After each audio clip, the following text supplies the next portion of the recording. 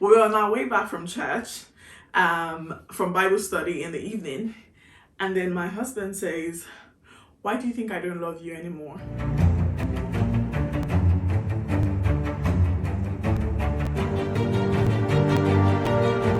Hey guys, welcome back to my channel. My name is Tommy Daniels. I film about faith, relationships, lifestyle, property, and everything in between.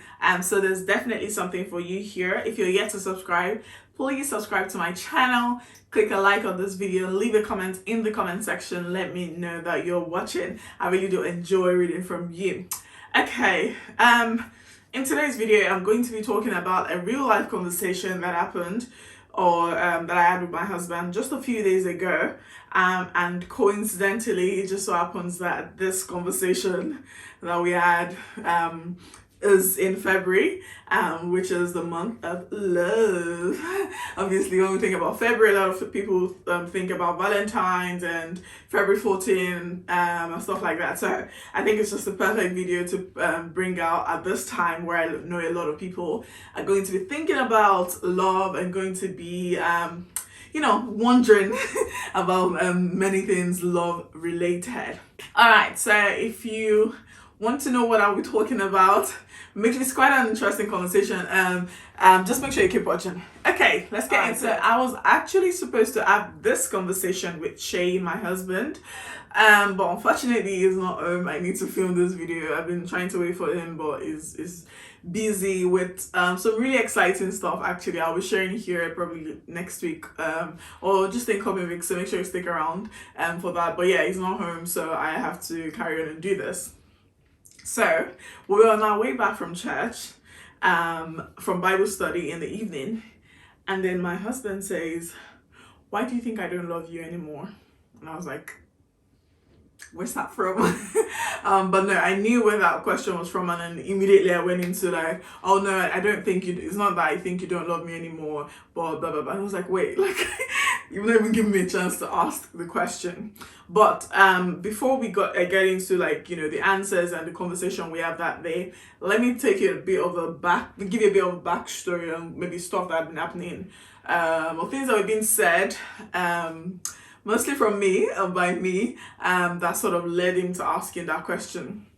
So I think a few days before then, I told him that I was reading our old chats, like chats from like when we just started, like when we just met or when we re-met, and then the early days of our courtship or courtship, dating, relationship, whatever you want to call it. So the early days and how so I like literally, because I don't really delete my chats, so I go like and I'm reading them like on my phone on WhatsApp, like reading line by line. Again, we were in a long distance relationship, so we were talking a lot. So like you'd see so much, like probably like less than every 2 hours, like either we're talking or chatting, sending messages and all of that. So I've been telling him that I've been going back to read it, and I miss those days, and I miss how we were.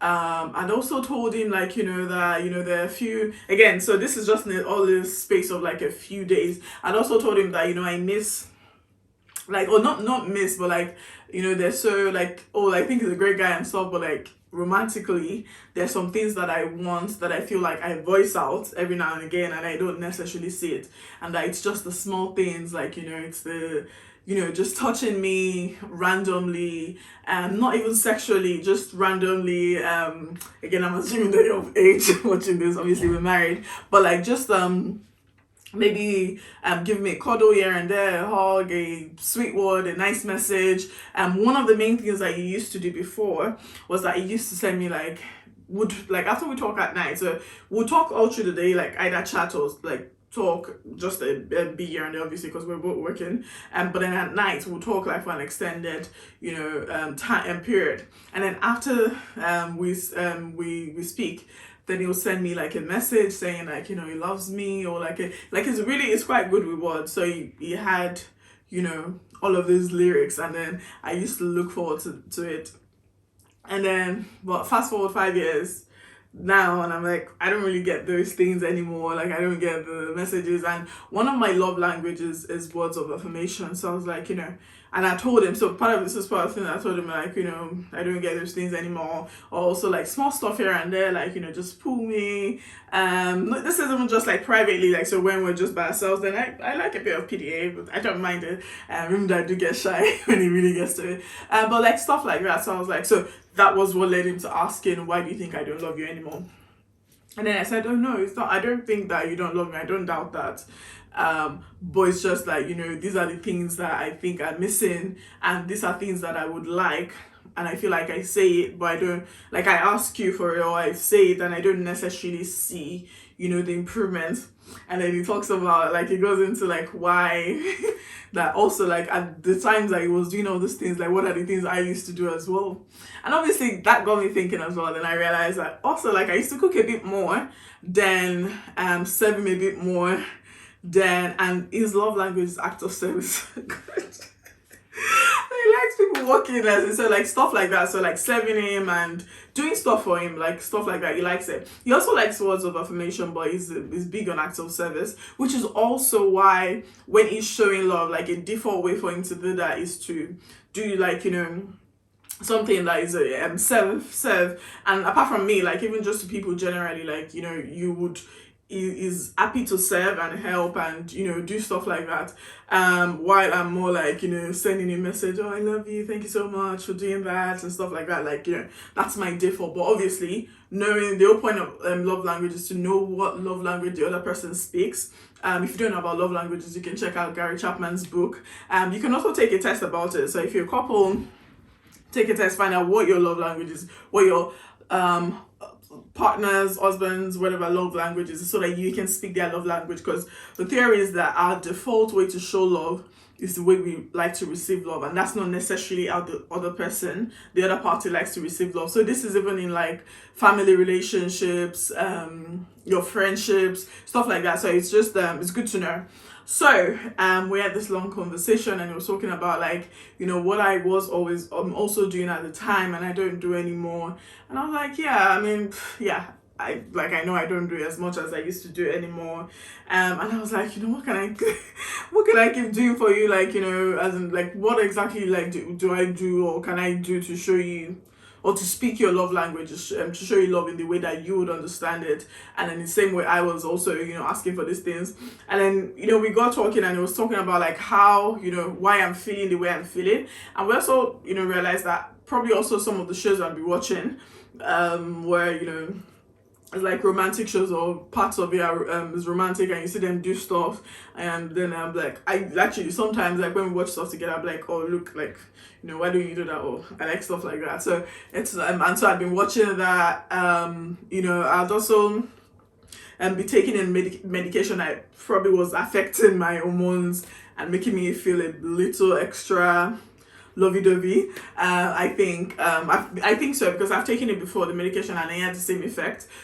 So I was like, all of that has gotten me to this state of mind, while E on the other part is like, working. We're currently going doing the refurbishment of one of our investment properties. So he's going to site like every day. His mind is predominantly about property and money and stuff like that, while I'm here, like, just feeling this way. So it's like we're completely different worlds, and that was what led to me feeling that way.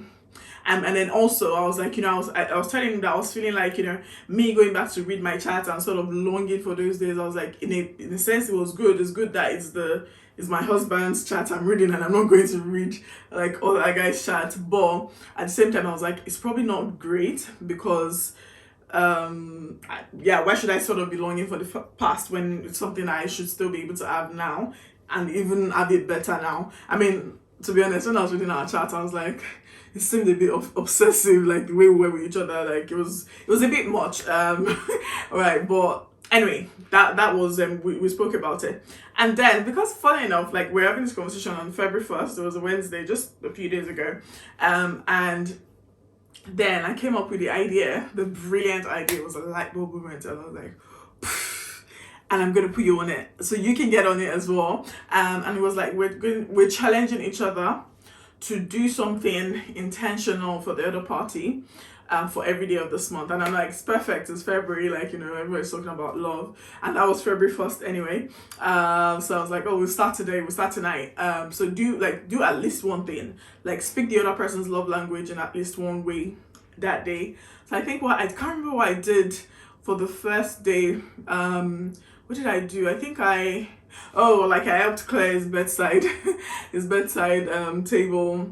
And then what did he do? He, don't know, must have given me a cuddle or hugged me, or it's not like he doesn't give me a cuddle or like we don't like, you know, touch it, but probably just like extra, I think. And then the next day I made him amala. If you don't know amala is a Nigerian delicacy and it's his favorite food.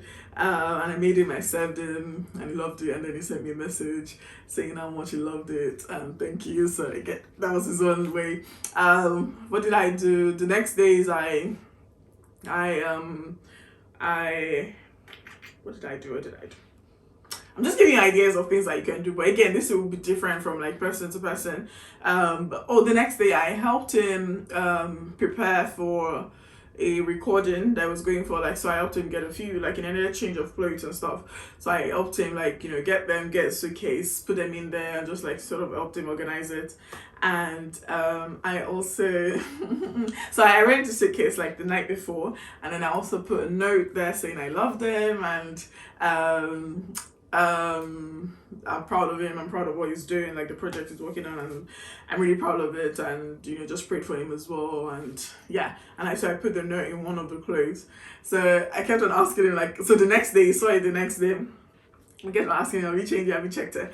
But yeah, so those are some of the things I've done, and obviously he's also been doing his own part. So yeah, it's going great so far. But I think one of the things that he has forced me to do is almost like is be intentional about, like, you know, like being intentional about the other person. So taking the eyes off yourself, and you know, you're just thinking about, oh, you're not doing this, you're not doing this. But what I wasn't looking at was what I wasn't doing as well. And just because it wasn't voicing it or wasn't communicating it did not make it okay. So now, like, every day I'm thinking, oh, like, what am I going to do today? What's the next thing to do? So yeah, it's really good, and I'm sure it's the same way for him. I really wanted us to do this video together because it would have been really, really good for you to hear from both sides. But yeah, you only have me, and that's okay as well. But yeah, that's what's been going on. So this is one of the ways, I guess, maybe again, if you've been married for a long time, this is perhaps one of the ways that you can reignite the spark, the flame, the fire. And I think it's just important to not let yourself go and just think, oh, we're married, doesn't matter at this point, like, we're like housemates. No, like, it's important, and I was glad that we were able to have that conversation in the car that day. I was happy that he brought it up. And whilst it wasn't as extreme as what he was saying, why do I think he doesn't love me anymore? No, I've never thought that. But you know, there's always room for improvement. There's always, you know, something that we can do better, something that we can do more of or less of, and that's what we've been doing this month. So I'm gonna throw the challenge out to you as well, to intentionally do something for a loved one. So this could be a boyfriend, a girlfriend, a wife, husband, but it could also be a parent, it could also be a sibling, it could be a friend. You know, just pick a person and do something. I think you pick one person preferably, or maybe you can pick a few people, and intentionally speak their love language every day for the rest of this month, and let me know how that changes things. Let me know, you know, let me know how that goes. Let me know what that experience is like for you and the receiving party as well. So this month we're going to be turning on the flame, the fire. We're going to be turning on the fire, and we're going to be eating things up. So get going. Let me know how you get on this month. Till I come your way again, my name is Tommy Daniels. I film about faith, relationships, lifestyle, property, and I love you. Thank you. Subscribe to my channel. Leave a comment in the comment section below. I really want to hear from you about this challenge, or what you think about what I said about our story, like our personal story. Yeah. All right then. Thank you so much for watching. Goodbye.